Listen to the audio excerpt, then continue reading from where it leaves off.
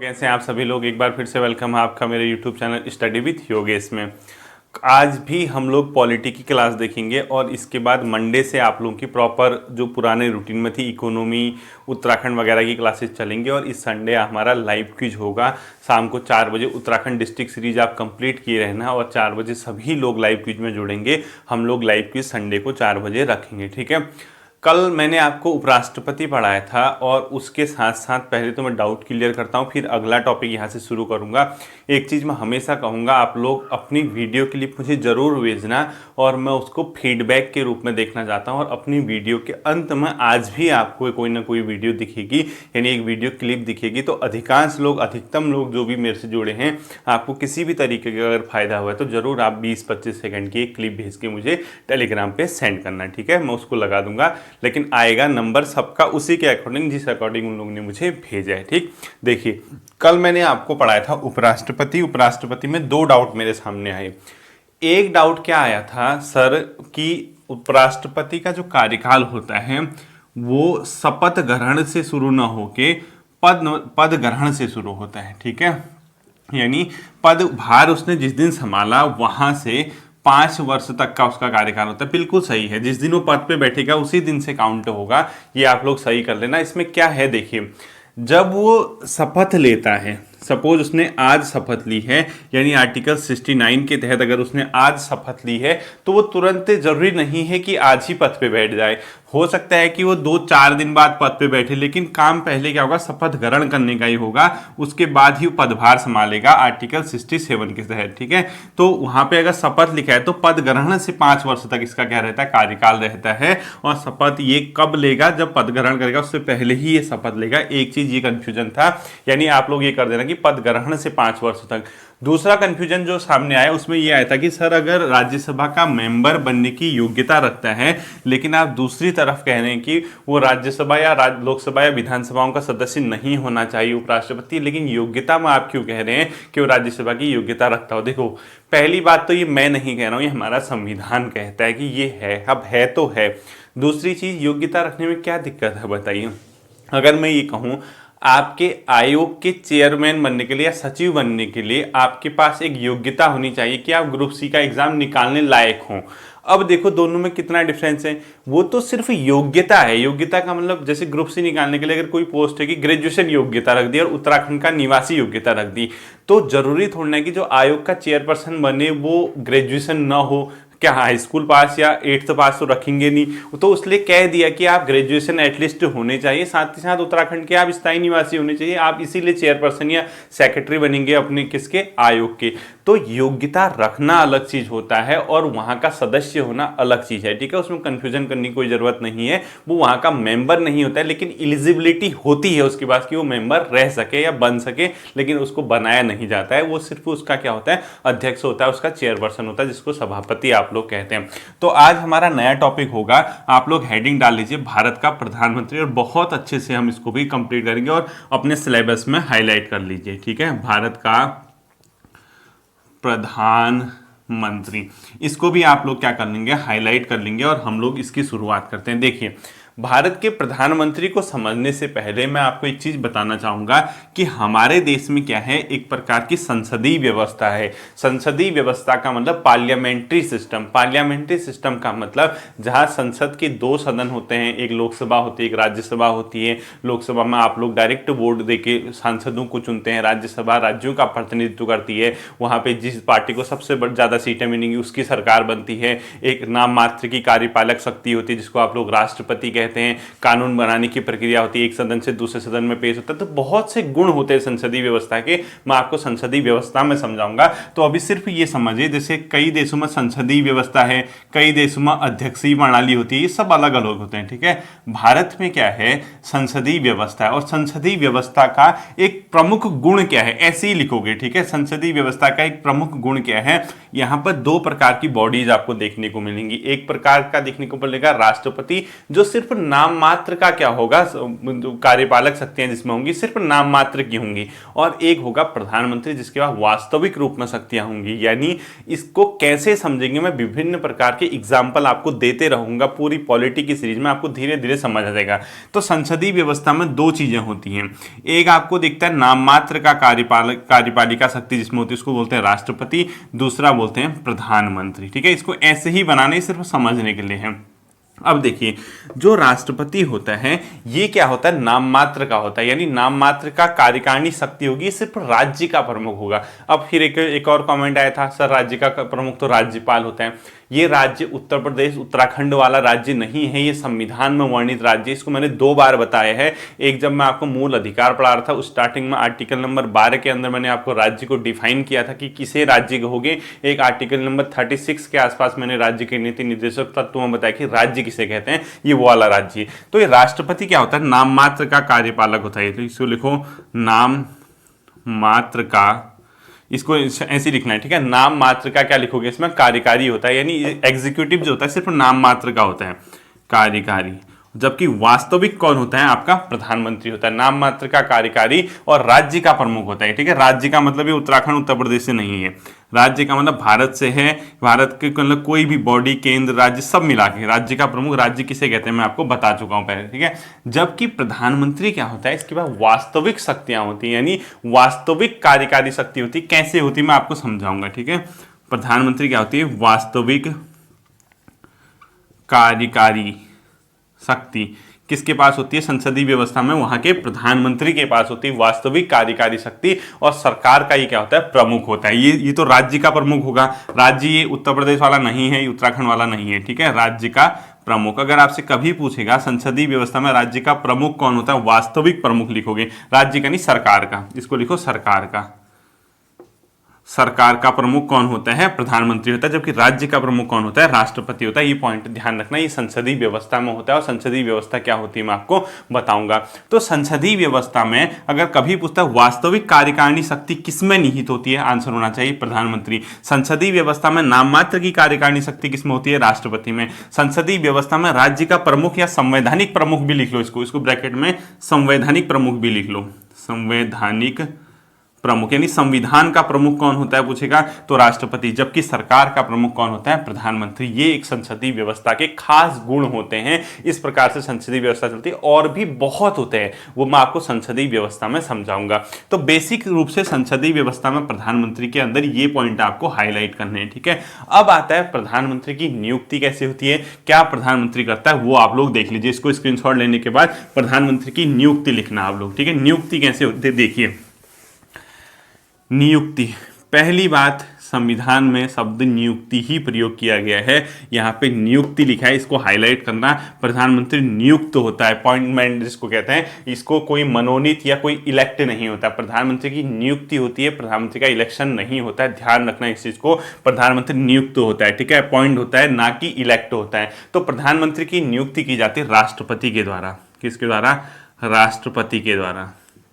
अगर क्वेश्चन पूछता है प्रधानमंत्री होता है नियुक्त, मनोनीत, इलेक्ट या कुछ भी, तो हमेशा याद रखना प्रधानमंत्री नियुक्त होता है। और वो कौन नियुक्त करेगा, उसको राष्ट्रपति करेगा। और ये भारतीय संविधान का आर्टिकल नंबर 75 कहता है, आर्टिकल।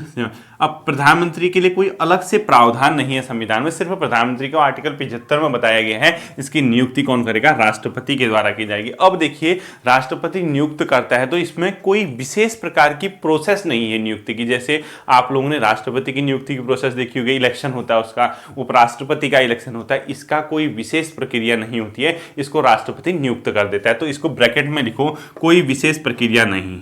ठीक है, कोई विशेष प्रक्रिया यानी प्रोसेस नहीं होती है इसमें, इसकी नियुक्ति की। अब आप कहोगे सर ये क्या टर्मिनोलॉजी है, कोई विशेष प्रक्रिया नहीं, आप क्या कहना चाह रहे हो, आप ऐसे बेवकूफ़ क्यों बना रहे हो हम लोगों को। कोई विशेष प्रक्रिया का मतलब ये नहीं कि राष्ट्रपति किसी को भी मनाए, तेरे को मैं प्रधानमंत्री नियुक्त कर दूं, ऐसा नहीं होगा। इसके लिए कोई इलेक्शन नहीं होता है, ये सांसद ही होते हैं, उन्हीं में से राष्ट्रपति किसी को प्रधानमंत्री नियुक्त करता है। अब राष्ट्रपति के अपने मर्जी से प्रधानमंत्री नियुक्त कर दें ऐसा भी नहीं है। तो ये इसके लिए जो प्रोसेस फॉलो होती है कोई खास प्रोसेस नहीं है, इसमें सिर्फ एक एक चीज होना चाहिए, जो प्रधानमंत्री नियुक्त होगा वो कौन होगा? लोकसभा में बहुमत प्राप्त वाले दल का नेता। अब आप कहोगे सर आप क्या क्या बोलते रहते हो, हमारे कुछ समझ में नहीं आता, कभी लोकसभा कभी बहुमत। लोकसभा का मतलब एक लोअर हाउस है हमारी पार्लियामेंट के, दो हाउस है, मैं समझाऊंगा आपको जब संसद पढ़ाऊंगा। उसमें लोकसभा में हम लोग सांसदों को चुन के भेजते हैं, उसको बोलते हैं लोअर हाउस, और अपर हाउस है राज्यसभा, ठीक है, वो सब बताऊंगा मैं आपको। उसमें बहुमत जिसको मिलता है यानी मेजोरिटी जिसको मिलता है। अब आप कहोगे सर बहुमत क्या क्या बोलते रहते हो? बहुमत का मतलब यह है टोटल नंबर ऑफ सीट होते हैं जिसपे इलेक्शन होता है, पूरे देश में होता है, अलग अलग राज्यों में सांसदों के चुनाव लोकसभा इलेक्शन होते हैं। उत्तराखंड के लिए 5 सीटें आप लोगों ने सुना होगा। उसमें क्या होता है, जो पार्टी सबसे ज्यादा वोट लेके आती है यानी सबसे ज्यादा उसको सीट मिलती है, उसको एक नंबर प्राप्त करना होता है जिसको बोलते हैं बहुमत का आंकड़ा। 273 अभी हमारे देश में, इससे या इससे ज्यादा अगर जिस पार्टी को सीट मिलती है उसको बोलते हैं बहुमत वाली पार्टी, यानी उसको मेजोरिटी मिल चुकी है, आधे से एक ज्यादा सीट है। देखिए टोटल सीट कितनी है? 552। इसमें से क्या है, इस प्रकार से हमारा कैलकुलेशन है, लोकसभा की सीटें हैं 530 सीटें हम स्टेट की हैं यानी राज्यों की, उसमें से 20 सीट हमारी यूटी की हैं, यानी जो आपकी यूटी क्या होती हैं, यूनियन टेरिटरी होती है, ठीक है, संघ शासित, और 2 सीटें किसके लिए होती थी? एंग्लो इंडियन के लिए। अब 530 में से इसमें से जो 20 है, इसमें सिर्फ 13 ही सीट अभी दे रखी हैं यूटीज को जिसपे मतदान होता है। 543 के आसपास सीटों पे क्या होता है, टोटल हमारी वोटिंग होती है। उसमें से जिस पार्टी को 273 वोट मिलते हैं उसको क्या बोलते हैं? मेजोरिटी बोलते हैं, यानी उसको क्या मिल गया? बहुमत मिल गया। तो कोई विशेष प्रक्रिया नहीं है नियुक्ति की, और राष्ट्रपति द्वारा नियुक्ति की जाती है। और राष्ट्रपति किसको करेगा? लोकसभा में बहुमत वाले दल के नेता को। इसमें लिखो, नीचे लिखो, किसको नियुक्त करेगा? लोकसभा में बहुमत यानी मेजोरिटी मिल गई वाले दल, जिस भी पार्टी को के नेता को, ठीक है, सपोज जिस भी पार्टी को मिला उसके नेता को, उसका जो लीडर होगा। अब बहुमत का आंकड़ा भी 273 है। लोकसभा इलेक्शन में जिस पार्टी को 273 सीटें मिल गई, उन्होंने कहा हमारा ये लीडर है, राष्ट्रपति उसको क्या कर देगा? प्रधानमंत्री नियुक्त कर देगा। तो लोकसभा में बहुमत वाले दल को। अब क्वेश्चन आता है, बाई चांस बहुमत नहीं मिला, आपने कह दिया सर किसी पार्टी को 273 सीटें मिली ही नहीं, किसको प्रधानमंत्री बनाओगे? वहां पर संविधान व्यवस्था करता है, राष्ट्रपति अपने विवेक का प्रयोग करेगा, अपने खुद के लॉजिक, खुद के माइंड का प्रयोग करेगा, अपना उसका विवेक होता है, उस विवेक के अकॉर्डिंग वो क्या करता है, जिस पार्टी को सबसे ज्यादा सीटें मिली होंगी या जिस गठबंधन को, 4-5 पार्टियां एक हो गई और कहा हम एक हैं, उनमें से जिस पार्टी को या गठबंधन को सबसे अधिक सीटें मिली होंगी, भले मेजोरिटी ना मिली हो, उसके दल का कोई नेता होगा, उसको प्रधानमंत्री नियुक्त कर देगा और उससे कहेगा कि आप 1 महीने के अंदर प्रूफ करो कि लोकसभा में आपके पास इतने मेंबर हैं। उसको टाइम दे देगा कि 1 महीने के अंदर आप लोग प्रूफ करो। तो अगला पॉइंट ही आपने यहीं से लिखना है, इसी के नीचे को लिखोगे, मैं ऊपर लिखूंगा, ठीक है। अब आप लिखोगे यदि लोकसभा में किसी दल को बहुमत नहीं मिला, पूरा लिखना, यदि लोकसभा में किसी दल को बहुमत नहीं मिला, किसी दल को बहुमत नहीं, ठीक है, बहुमत नहीं, तब राष्ट्रपति, ठीक है, तब राष्ट्रपति सबसे बड़े दल के नेता को, सबसे बड़े दल के नेता ऑब्लिक गठबंधन के नेता को, गठबंधन के नेता को स्वयं के विवेक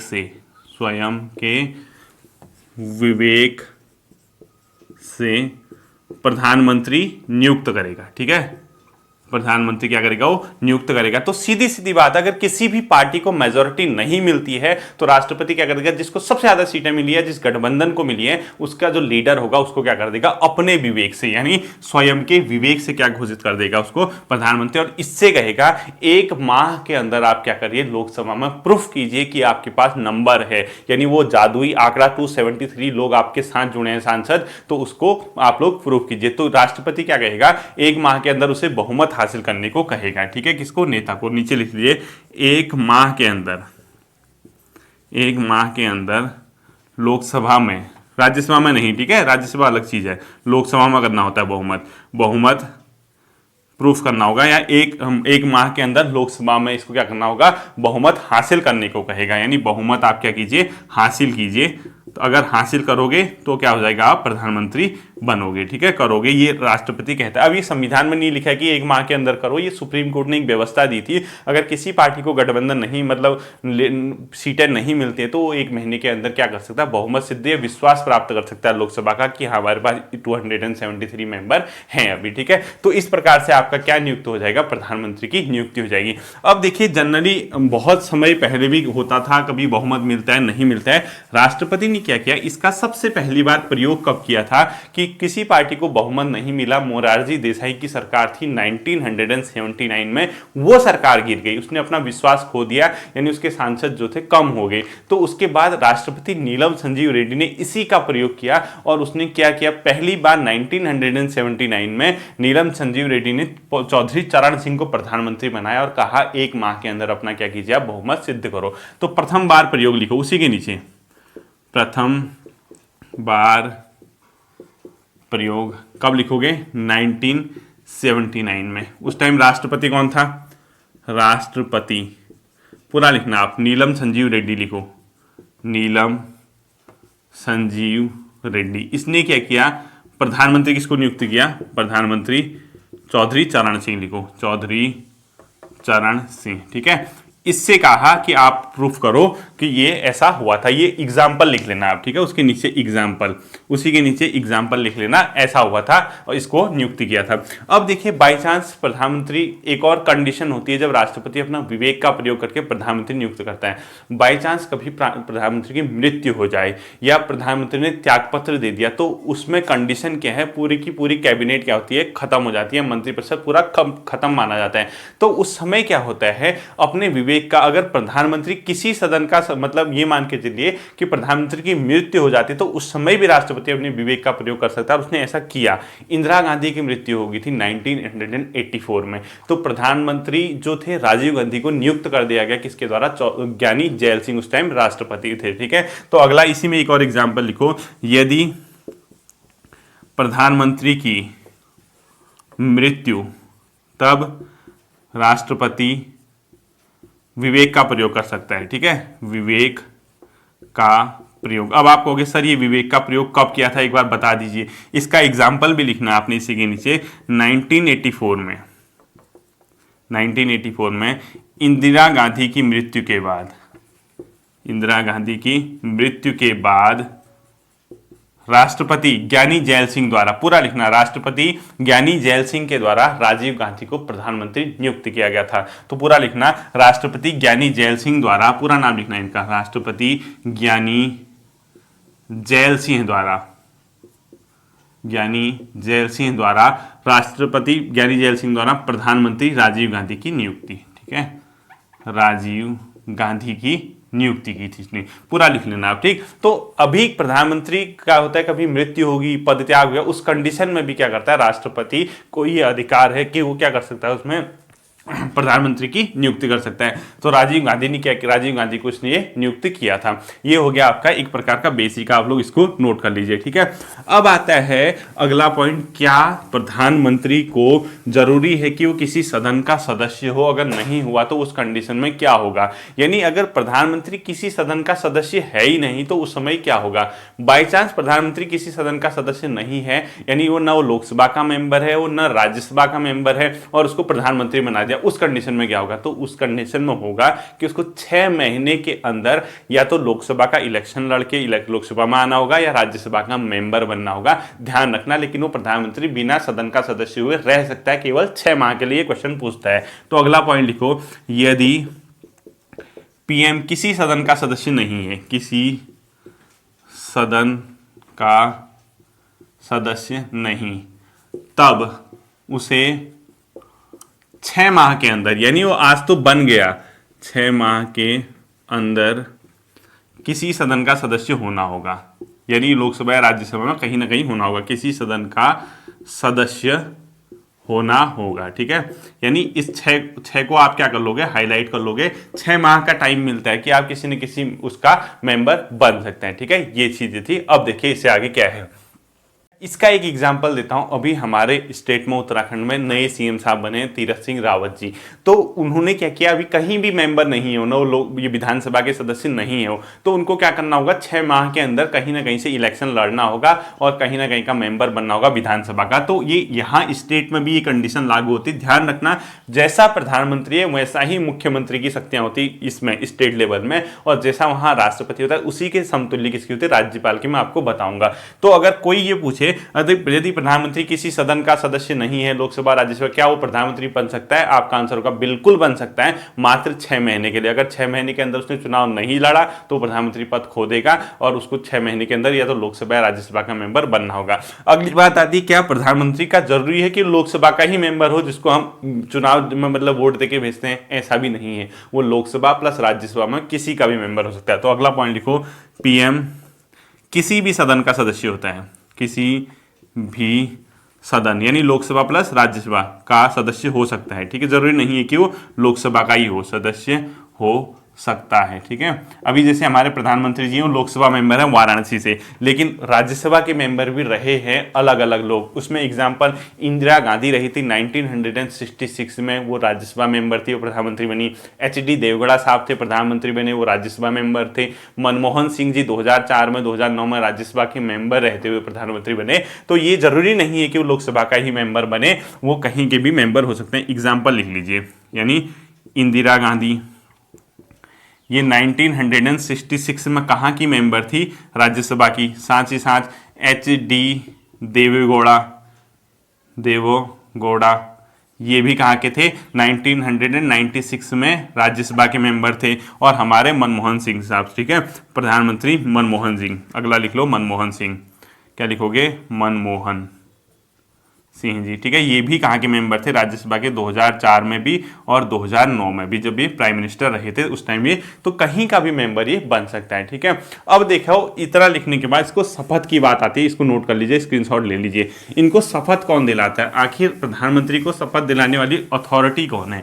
इनको प्रधानमंत्री को शपथ दिलाई जाएगी राष्ट्रपति के द्वारा। ठीक है, अगर कभी क्वेश्चन पूछता है प्रधानमंत्री को शपथ कौन दिलाता है, आप बताओगे राष्ट्रपति। और ये जो प्रधानमंत्री शपथ लेता है वो किस चीज की लेता है अगर पूछता है तो आप लोग बताओगे पद एवं गोपनीयता की। शपथ किस चीज की लेता है प्रधानमंत्री?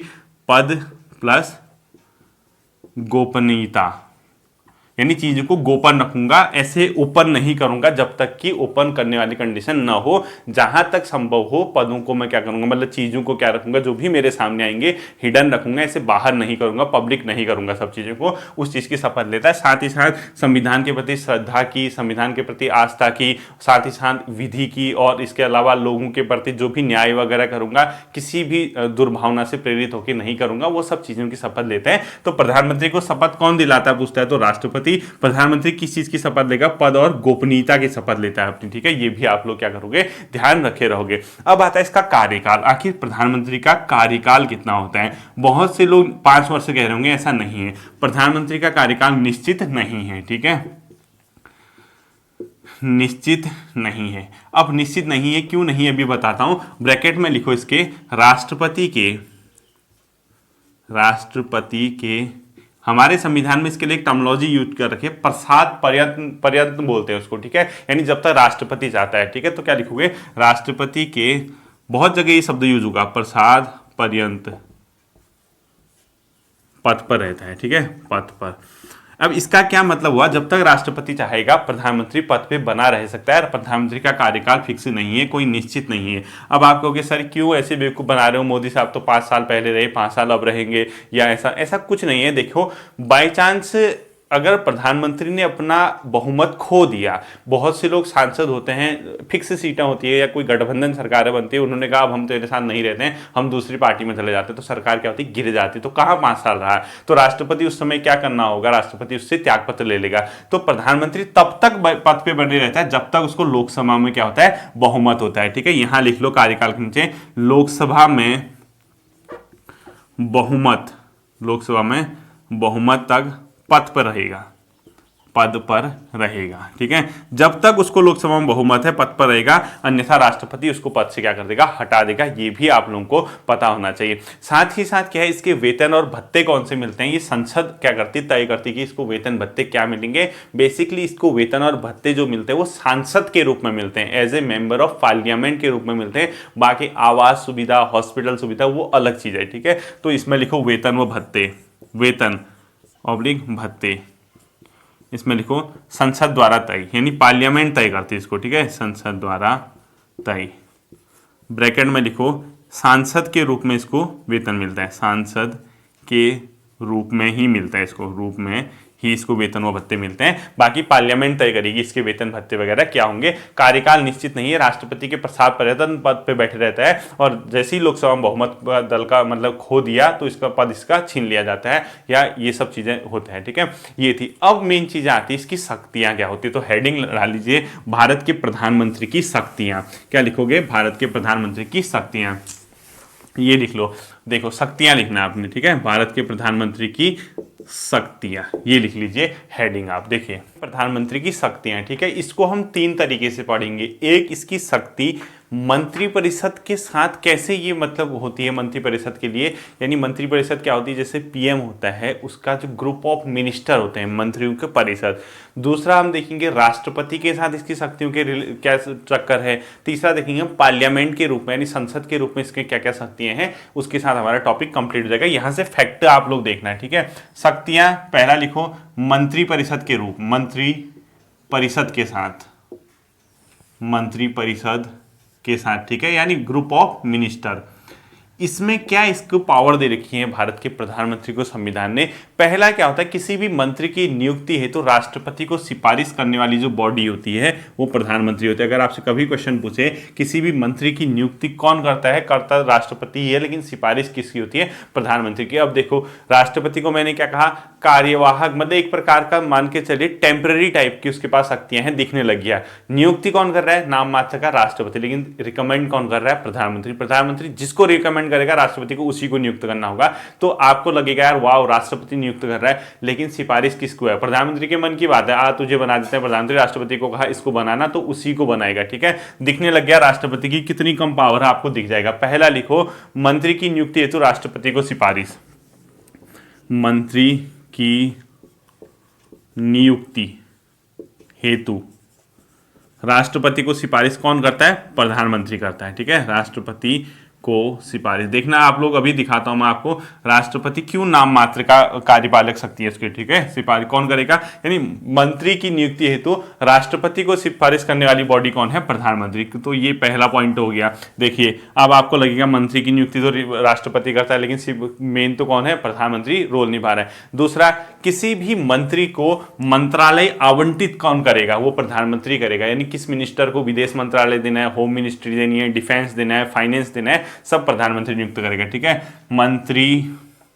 को मंत्रालय का आवंटन, मंत्रालय का आवंटन कौन करेगा, प्राइम मिनिस्टर करेगा। ठीक है, ये सिफारिश पे अब कंफ्यूज मत होना, ये पीएम करेगा, ये भी कौन करेगा, पीएम करेगा। दूसरी चीज इसके साथ साथ ही इसमें क्या होता है, जो भी मंत्री होगा उसको अगर त्यागपत्र देना होगा, उससे कहेगा रिजाइन दे, तो वो उसको प्रधानमंत्री कहेगा।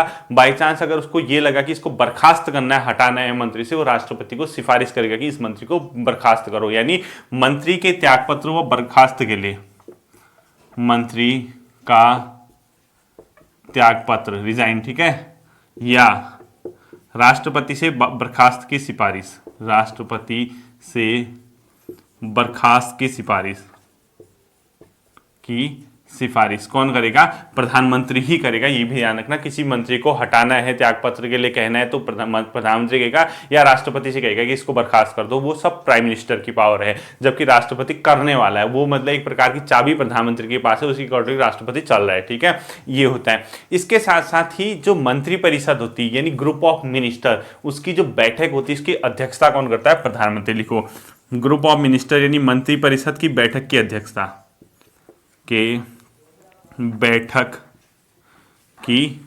अध्यक्षता कौन करेगा, पीएम करेगा। ठीक है, मंत्रिपरिषद की बैठक की अध्यक्षता भी कौन करता है? प्रधानमंत्री कहता है। और यदि प्रधानमंत्री का पद त्याग कर दिया प्रधानमंत्री ने, यानी या प्रधानमंत्री की मृत्यु होगी, तो पूरा जो मंत्रिपरिषद होता है, ग्रुप ऑफ मिनिस्टर, वो डिसमिस समझा जाता है, खत्म समझा जाता है। यानी प्रधानमंत्री या मुख्यमंत्री, कहीं भी राज्य में मुख्यमंत्री होते हैं, अपने पद से त्याग दे दिया उनने, या दोबारा उनकी या किसी कारण से मृत्यु होगी, तो पूरा मंत्रिपरिषद क्या माना जाता है? डिसमिस माना जाता है। अब नए सिरे से या तो इलेक्शन होंगे या दोबारा क्या होगा? प्रधानमंत्री की नियुक्ति होगी। और अभी अभी आपने देखा होगा हमारे भूतपूर्व सीएम साहब ने जब त्यागपत्र दिया, जब नए सीएम साहब आए, क्योंकि उन्होंने त्यागपत्र दे दिया था, तो नए के आते ही पूरा मंत्रिमंडल पहले ही क्या हो गया? खत्म माना गया मंत्रिपरिषद, दोबारा उनको शपथ लेनी पड़ी सब लोगों को। ठीक है, तो लिखो पीएम की मृत्यु ऑब्लिक त्यागपत्र पर मंत्रिपरिषद समाप्त हो जाती है। ठीक है, ऑटोमेटिक, क्योंकि जबकि कोई अदर मिनिस्टर की मृत्यु होती है, वो त्यागपत्र देता है, तो उस समय मंत्रिपरिषद समाप्त नहीं होती है। तो प्रधानमंत्री सबसे मुखिया होता है उनका, इसीलिए होता है। ठीक है, ये हो गया। तो ये क्या था? मंत्रिपरिषद के संबंध में। दूसरा आपने लिखना है राष्ट्रपति के संबंध में, इसकी शक्तियां क्या हैं। ठीक है, किस में लिखोगे? शक्तियों में, राष्ट्रपति के संबंध में। राष्ट्रपति के संबंध में इसकी जो शक्तियां हैं, पावर दे रखी है, वो क्या है? देखो, पहला इसमें लिखोगे, पूरा लिखना आप लोग, देखिए इसको नोट कर लिया होगा। पहला है इसमें क्या? राष्ट्रपति के साथ जब संबंध देखें, राष्ट्रपति व मंत्रिपरिषद के बीच एक प्रकार का कम्युनिकेशन करने वाली जो शक्ति है, वो प्रधानमंत्री। तो लिखो राष्ट्रपति यानी प्रेसिडेंट व मंत्रिपरिषद, ग्रुप ऑफ मिनिस्टर के बीच संवाद करता है। के बीच संवाद यानी कम्युनिकेशन करता है। कौन करेगा? के बीच संवाद कौन करता है? प्रधानमंत्री करता है, पहली चीज। दूसरी चीज, राष्ट्रपति को ये जानकारी देगा, उसका कर्तव्य है राष्ट्रपति को सूचना देने का। साथ ही साथ अगर राष्ट्रपति कोई भी इंफॉर्मेशन मांगता है, केंद्रीय मंत्रिपरिषद ने क्या निर्णय लिए हैं कानून के संबंध में, प्रशासन के संबंध में, यानी लॉ के संबंध में, एडमिनिस्ट्रेशन के संबंध में, सारी सूचनाएं राष्ट्रपति को देना या राष्ट्रपति के मांगने पर राष्ट्रपति को प्रोवाइड कराना, वो प्रधानमंत्री का ही क्या है? दायित्व है। तो अगला क्या लिखोगे? राष्ट्रपति को जानकारी देने का कर्तव्य। राष्ट्रपति को, ये आर्टिकल पूछता है, ठीक है, जानकारी देने का कर्तव्य, देने का कर्तव्य 78 में, देने का कर्तव्य। आर्टिकल 78 लिख दो इसमें। आर्टिकल 78 किसका कर्तव्य है? पीएम का होगा, प्रधानमंत्री देगा। ठीक है, जानकारी। अब आप कहोगे सर ये कैसी जानकारी देता होगा? देखिए, यदि केंद्रीय मंत्रिपरिषद ने यानी केंद्र सरकार ने कोई प्रशासन से संबंधित कोई निर्णय लिया, कानून से संबंधित कोई निर्णय लिया, तो राष्ट्रपति को इसकी सूचना देनी होती है। एक, या राष्ट्रपति जो सूचना इस संबंध में मांगे, राष्ट्रपति खुद मांगेगा, उसकी सूचना देगा प्रधानमंत्री। या कोई ऐसा चीज, किसी मंत्री ने किसी मैटर पे कोई डिसीजन ले लिया, लेकिन उस मैटर को ग्रुप ऑफ मिनिस्टर के बीच नहीं लेकर आया, यानी मंत्रिमंडल के बीच या मंत्रिपरिषद के बीच उसने नहीं बताया, तो राष्ट्रपति प्रधानमंत्री से कह सकता है कि आप इसके द्वारा जो भी निर्णय या निश्चय किया गया उसको अपने मंत्रिपरिषद में लेके आइए, उस पर विचार कीजिए, इस प्रकार के। ठीक है, आपने इतना नहीं देखना है, बस जानकारी देने का कर्तव्य ये। तीसरा, विभिन्न अधिकारियों की जब नियुक्ति होती है, अलग अलग जो अधिकारी होते हैं अलग अलग, उनकी नियुक्ति में प्रधानमंत्री की ही सिफारिश पर राष्ट्रपति नियुक्त करता है। देखो, आपको लगेगा वित्त आयोग के अध्यक्ष को नियुक्त करता है, सदस्यों को नियुक्त करता है, लेकिन सिफारिश कौन करेगा? प्रधानमंत्री करेगा, अन्यथा नहीं करेगा। ठीक है, तो अगला लिखो, विभिन्न अधिकारियों की नियुक्ति में राष्ट्रपति को सिफारिश। विभिन्न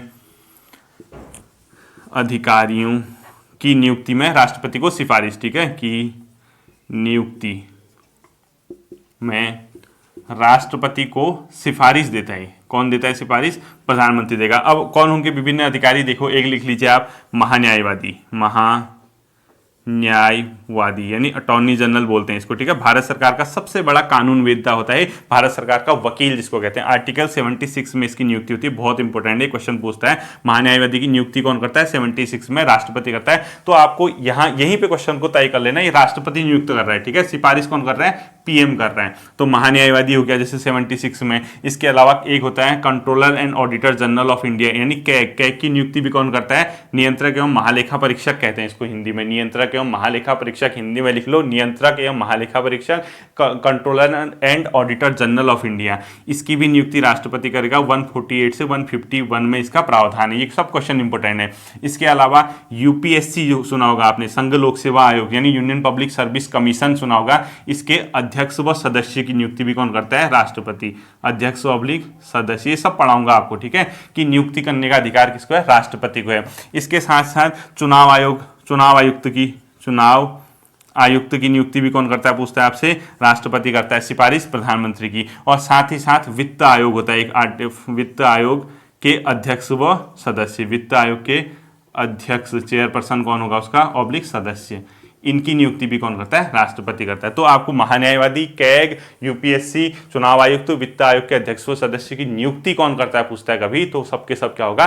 राष्ट्रपति के द्वारा इसकी इनकी क्या की जाती है? नियुक्ति की जाती है। अब लास्ट आता है इसकी शक्तियां संसद के संबंध में। तो राष्ट्रपति के संबंध में भी हो गया प्रधानमंत्री की। अब लिखो संसद के संबंध में, संसद के संबंध में, ठीक है, ये मैं इरेज कर रहा हूं, जल्दी से नोट कर लीजिए। देखिए संसद के संबंध में इसको क्या क्या शक्तियां दी गई हैं वो देखिए। पहला, ये राष्ट्रपति को संसद के सत्र को बुलाने या समाप्त करने की सिफारिश करता है। यानी संसद के 3 सत्र चलते हैं। जैसे आपने बजट सेशन सुना होगा जिसमें बजट वगैरह पेश होता है। आपने समर सेशन सुना होगा, ग्रीष्मकालीन सेशन यानी मानसून सत्र जिसको कहते हैं, मानसून सत्र भी होता है। एक शीतकालीन यानी ठंडियों में जो चलते हैं सेशन, उसको बुलाने या उसको समाप्त करने की शक्ति है राष्ट्रपति को, लेकिन सिफारिश किसकी होगी? प्रधानमंत्री की। तो पहला क्या लिखोगे संसद के संबंध में? राष्ट्रपति को संसद का सत्र आहूत करने यानी बुलाने या सत्र का समाप्त करने के परामर्श है। लिखो राष्ट्रपति को, ये राष्ट्रपति करेगा, ध्यान देना इसको, राष्ट्रपति के नीचे हाईलाइट, राष्ट्रपति को संसद सत्र जो 3 सेशन होते हैं, ठीक है, आहूत करना यानी बुलाना, आहूत ऑब्लिक सत्र का अवसान, सत्रावसान यानी सत्र समाप्त हो गया, ठीक है, क्या का परामर्श देता है?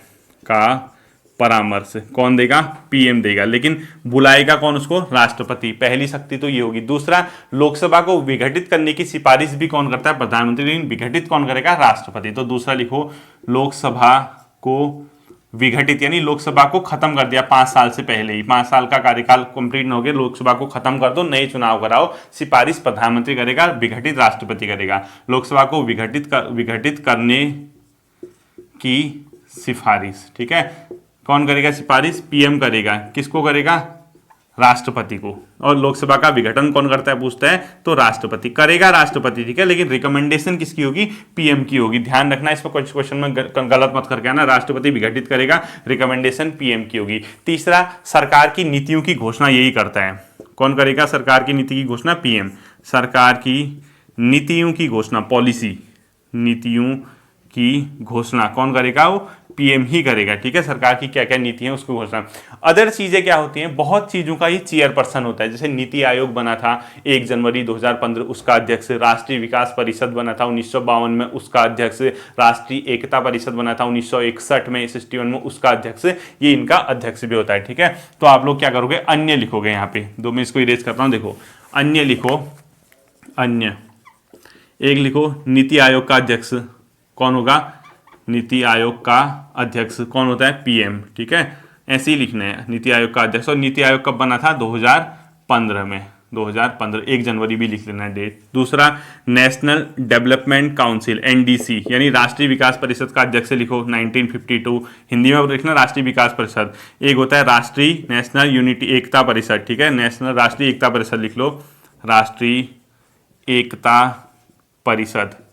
ये कब बना था? 1961 में। इसका भी क्या लिखोगे? अध्यक्ष कौन होता है? पीएम होता है। तो तीनों का क्या होता है? अध्यक्ष पीएम होता है। तो ठीक है, ये था पीएम के बारे में। अब लास्ट फैक्ट जो आता है पीएम का, ऐसे कितने सीएम रहे हैं जो प्रधानमंत्री भी रहे हैं? तो लास्ट पॉइंट लिखो, ऐसे 6 सीएम थे, 6 सीएम जो पीएम भी रहे, जो पीएम भी रहे, यानी ऐसे 6 सीएम रहे हैं जो पीएम भी रहे, ठीक है। यानी अभी तक 6 सीएम ऐसे, 6 पीएम ऐसे तो सीएम भी रहे। इनमें कौन था? मोरारजी देसाई थे, बॉम्बे के सीएम थे वो पहले, फिर वो प्रधानमंत्री बने 1979 के आसपास। इसके अलावा एक चौधरी चरण सिंह आते हैं, वो यूपी के थे। इसके अलावा अपने आप में वीपी सिंह थे, वो भी यूपी के थे। इसके साथ साथ ही साउथ से आते हैं एक पीवी नरसिम्हा राव, पहला प्रधानमंत्री जो दक्षिण भारत से बना था। एचडी देवगौड़ा साहब थे और नरेंद्र मोदी थे। सबके नाम लिख लो, मोरारजी देसाई लिख लो पहला, एक लिख लो वीपी चौधरी चरण सिंह, चौधरी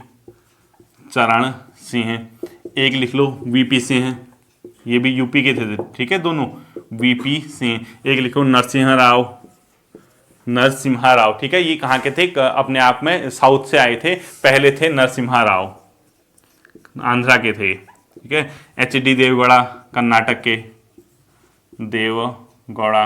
और लास्ट हमारे कौन? मोदी साहब, मोदी साहब, ठीक है। तो ये सब के सब क्या रहे थे? नरेंद्र मोदी जी, ये सब के सब सीएम जो थे, जो पीएम भी बने बाद में, ठीक है।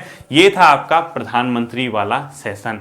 थोड़ा सा लेंदी रहा होगा, लेकिन क्या करूं, मेरी भी मजबूरी है, पढ़ाना भी है, कोर्स भी कंप्लीट करना है, तो आप लोग इसको तैयार कर लेना। कल इसी का अगला पार्ट आएगा, संडे को लाइव क्विज में मिलते हैं, और अभी जो क्लिप आई है वो भी देख लेना, फिर मिलते हैं। Thank you. Good afternoon sir. मैं तहे दिल से आपको थैंक यू बोलना चाहती हूँ, क्योंकि मैं पहली बार तैयारी कर रही हूँ और आपके चैनल की वजह से मेरे को बहुत ज़्यादा हेल्प मिल रही है, और स्टडीज़ के साथ साथ, कंटेंट के साथ साथ मुझे बहुत ज़्यादा मोटिवेशन भी आपसे मिल रहा है। Thank you so much sir.